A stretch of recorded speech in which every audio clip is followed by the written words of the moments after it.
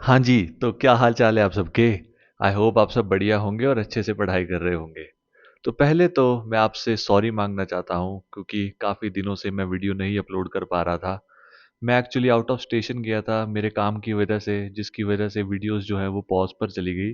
लेकिन अब चिंता करने की कोई ज़रूरत नहीं है, मैं वापस आ गया हूँ। और आज से हम दोबारा से कंटिन्यू करने जा रहे हैं हमारी हिमाचल जीके की सीरीज़। हम पहुंचे थे लाहौल स्पीति डिस्ट्रिक्ट में और हमने इसकी ज्योग्राफी स्टडी कर ली थी। और आज से हम स्टार्ट करने जा रहे हैं लाहौल स्पीति डिस्ट्रिक्ट की हिस्ट्री पढ़ना। यहाँ की हिस्ट्री बहुत ज़्यादा इंटरेस्टिंग है। काफ़ी सारे आसपास के जो एरियाज थे वो कंट्रोल बनाना चाहते थे लाहौल स्पीति डिस्ट्रिक्ट पर। तो कैसे लाहौल स्पीति ने उसको टैकल किया और क्या क्या यहाँ पे इंटरेस्टिंग चीज़ें हुई, आइए शुरू करते हैं बिना किसी टाइम वेस्ट के। सबसे पहले लाहौल के बारे में जान लेते हैं। मैंने आपको बताया था ना, जब भी लाहौल स्पीति आप पढ़ोगे तो लाहौल स्पीति को आपने 3 हिस्सों में डिवाइड करना है। पहला हिस्सा जो होगा वो होगा आपकी पट्टन वैली, दूसरा हिस्सा होगा लाहौल वैली और तीसरा हिस्सा होगा आपकी स्पीति वैली। ठीक है, 3 हिस्सों में लाहौल स्पीति को आपने डिवाइड कर लेना है। अब मैं आपको लाहौल के बारे में कुछ इंपॉर्टेंट फैक्ट बताता हूं। लाहौल को तिब्बतियन पीपल जो है वो बोलते हैं गौरजा। ठीक है, और इसको स्वांगला के नाम से भी जाना जाता है। स्वांगला जो है ना, वहाँ के लोगों को भी बोला जाता है। जो लोग इंडिजीनियसली लाहौल में रहते हैं उन लोगों को भी स्वांगला बोला जाता है। उनकी जो बोली है ना उसका नाम है मंछाद। ठीक है, मंछाद जो है वो लाहौल के लोगों की बोली है। एक बहुत फेमस बुक है जिसका नाम है अबोर्ड ऑफ गॉड, जिसको लिखा है एंड्रयू विल्सन ने। उसमें उन्होंने मेंशन किया है लाहौल को as a valley of glaciers. बहुत ज़्यादा इंपॉर्टेंट है, डायरेक्ट एमसीक्यू बनता है इस पे कि वैली ऑफ ग्लेशियर जो है वो किसने कहा है लाहौल को। एंड्रयू विल्सन ने अपनी बुक अबोर्ड ऑफ गॉड में। ठीक है, तो यही कुछ था लाहौल के बारे में। अब मूव ऑन करते हैं स्पीति के बारे में। अब स्पीति पढ़ने के लिए आपको ना स्पीति की ज्योग्राफी पता होना बहुत ज़रूरी है। पहले तो स्पीति की जो एलिवेशन है ना, जो हाइट है, वो लाहौल से ज़्यादा है। लाहौल जो है वो थोड़ा नीचे को है, स्पीति जो है वो हाइट में ऊपर है लाहौल से। ये देखिए, ये मैंने कुछ मैप बनाया है स्पीति का। स्पीति जो है नॉर्थ और साउथ में ना दो पीक से प्रोटेक्टेड है, जिनका नाम है, नॉर्थ में है वो किल्टा पीक, साउथ में है मनीरंग पीक। ठीक है, लोअर पार्ट जो है ना स्पीति का उसको बोलते हैं शाम, और जो मिडल पार्ट है स्पीति का उसको बोलते हैं भार। भार का भी जो हाईएस्ट रीजन है उसका नाम है टुड। ये कुछ फैक्ट्स हैं, आपको याद होना बहुत जरूरी है क्योंकि एमसीक्यू डायरेक्ट इन्हीं पे बनते हैं कि लोएस्ट पार्ट क्या है स्पीति का, मिडल पार्ट क्या है स्पीति का, नॉर्थ में कौन सी पीक है, साउथ में कौन सी पीक है। तो मैंने आपको बता दिया। फिर इसके बाद आप देख सकते हैं इस मैप में मैंने बनाया है कुंजुम पास।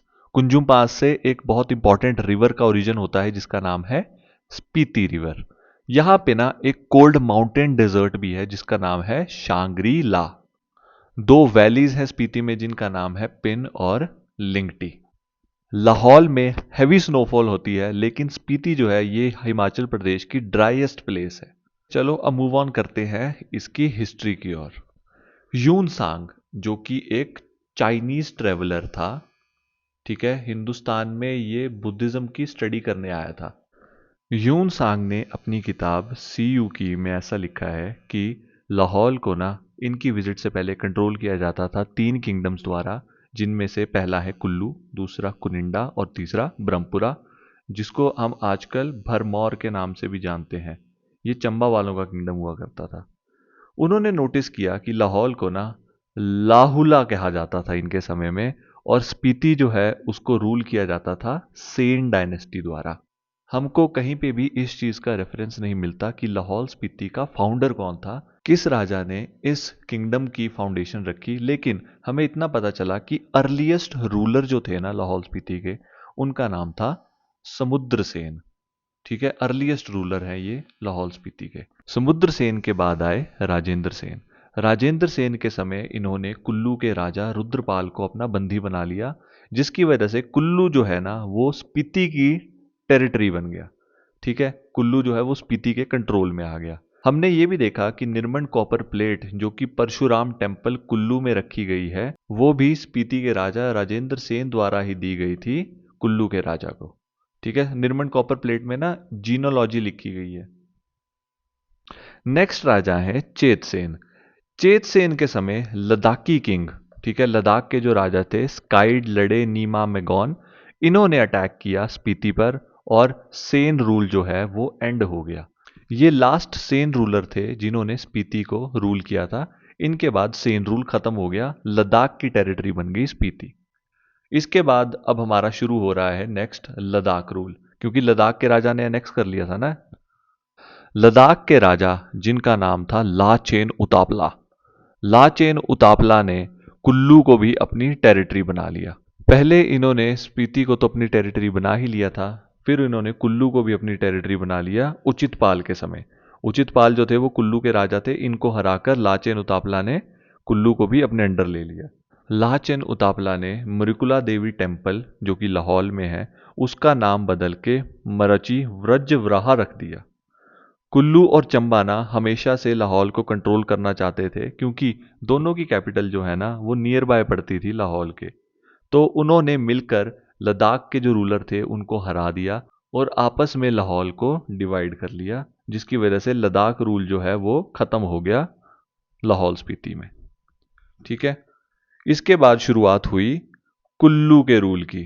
कुल्लू के जो रूलर थे उनका नाम था बहादुर सिंह। बहादुर सिंह जी ने लाहौल को एक्वायर किया। उस समय चंबा का और कुल्लू का ना बड़ा अच्छा रिलेशन बन गया था। बहादुर सिंह की जो 3 बेटियां थी उन्होंने उनकी शादी करवाई प्रताप सिंह वर्मन से, जो कि चंबा के उस समय रूलर हुआ करते थे। इन्होंने ही मृकुला देवी की इमेज जो है उदयपुर में सेट की। एक ना बहुत इंटरेस्टिंग स्टोरी है उस आर्किटेक्ट के बारे में।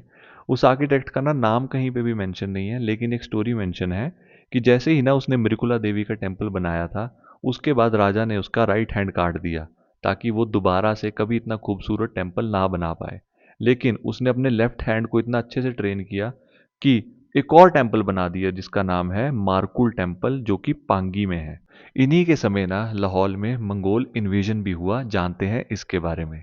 अब इसकी शुरुआत होती है तिब्बत से। तिब्बत में ना लड़ाई हो गई बुद्धिज्म के ही 2 सेक्ट्स के बीच में, जो थे दुगपास और गेलुकपास। दुगपास जो हैं ये रेड हैट्स हैं, ये लाल टोपी लगाते हैं, और गेलुकपास जो हैं ये येलो हैट्स हैं, येलो टोपी लगाते हैं। है ये दोनों बुद्धिज्म के ही सब सेक्ट्स। ठीक है, लद्दाख जो है ना इसने साइड ले ली दुगपास की। लद्दाख जो है दुगपास की साइड हो गया, और गेलुकपास जो थे उन्होंने मंगोल्स को इनवाइट कर लिया लद्दाख को हराने के लिए। मंगोल्स ने ना लाहौल को भी इन्वेट कर दिया, क्योंकि लाहौल में भी जो लामास थे ना वो दुगपा सेक्ट फॉलो करते थे। ठीक है, उसकी वजह से लाहौल में भी इन्वेजन हुआ मंगोल्स का। इस इन्वेजन को हम आज भी सोगपो के नाम से जानते हैं। ठीक है, एमसीक्यू वेरी इंपॉर्टेंट। सोगपो क्या है? मंगोल इन्वेजन लाहौल में। क्यों? क्योंकि लाहौल के लामास जो थे वो दुगपा सेक्ट फॉलो करते थे, जो कि पसंद नहीं था। मंगोल आर्मी जो है ये लाहौल में रही 2 साल से ज़्यादा। ठीक है, वहाँ पे उन्होंने केलोंग का जो फोर्ट है उसको भी एक्वायर कर लिया। लेकिन एक एवलांच के बाद, जो कि ग्लेशियर टिनन में आया था, वो सारी आर्मी जो है वो बर्फ़ के नीचे दब गई और ख़त्म हो गई। यहाँ से मंगोल इन्वेजन जो है वो ख़त्म होता है लाहौल में। इसके बाद नेक्स्ट कुल्लू के राजा थे बिधि सिंह। मुगल्स भी चाहते थे कि मंगोल्स इंडिया छोड़ के चले जाएं। मुगल्स ने अपनी आर्मी भेजी, तो बिधि सिंह ने मुगल्स की हेल्प करने के लिए अपना जनरल फिदाई खान भेजा मंगोल्स के अगेंस्ट, जिसकी वजह से मुगल्स बहुत खुश हुए और उन्होंने अपर लाहौल का जो एरिया है वो बिधि सिंह को दे दिया।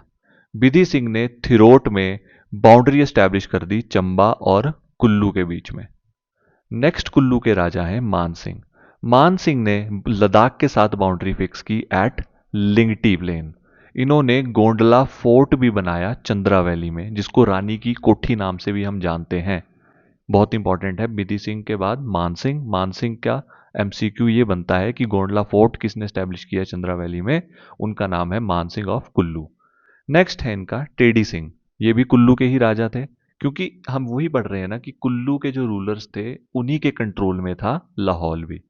टेडी सिंह को ना कोई गोल्ड स्मिथ नहीं मिल रहा था, कोई सुनार नहीं मिल रहा था जो कि रघुनाथ जी का गद्दी बना सके। फिर उसके बाद लाहौल से इन्होंने एक सुनार को बुलाया जिसका नाम था फुंटसेन।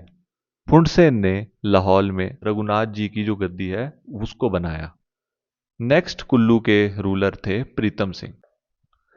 इन्होंने लाहौल की आर्मी की हेल्प की अगेंस्ट मंडी। फिर 1820 में मूर क्राफ्ट ने विजिट किया लाहौल को और इन्होंने देखा कि लाहौल के ना 4 विलेजेस जो हैं वो ट्रिब्यूट पे कर रहे हैं लद्दाख को।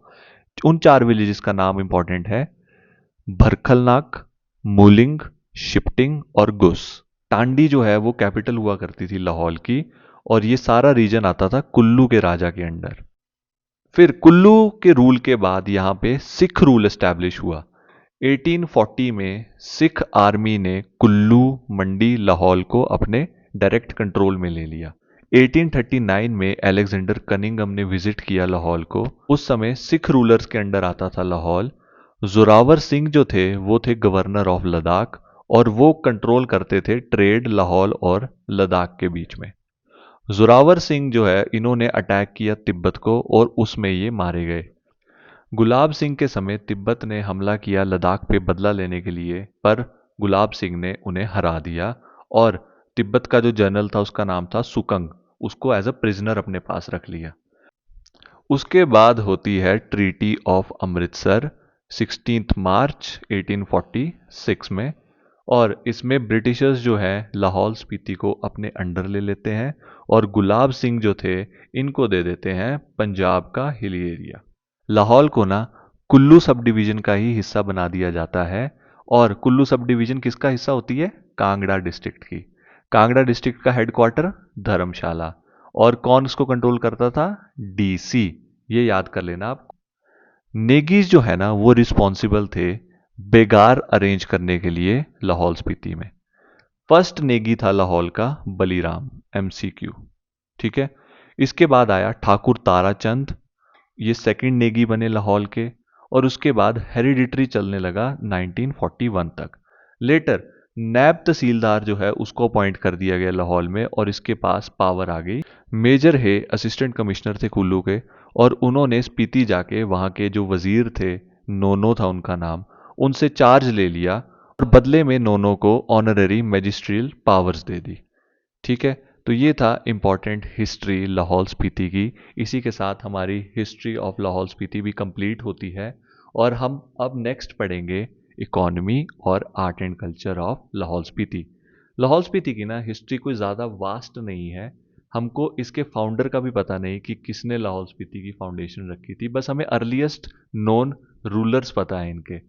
इसके बाद लाहौल स्पीति का जो है वो कंट्रोल कभी कुल्लू के पास गया, कभी ब्रिटिशर्स के पास गया, कभी लद्दाख के लोगों के पास गया, ऐसे ही चलता रहा। तो कोई हमें इसकी कंक्रीट हिस्ट्री नहीं पता क्या है, लेकिन हमें इस आसपास के सोर्सेज से आइडिया लगाना पड़ता है कि लाहौल स्पीति में क्या हिस्ट्री रही।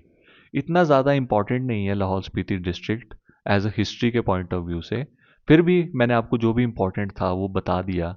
आप इसको याद कर लेना, ये जो है ये तो इंपॉर्टेंट है ही, इसके अलावा आपको कुछ पढ़ने की ज़रूरत नहीं है। आई होप आपको लेक्चर अच्छा लगा होगा। मिलते हैं नेक्स्ट लेक्चर में। Thank you so much for watching.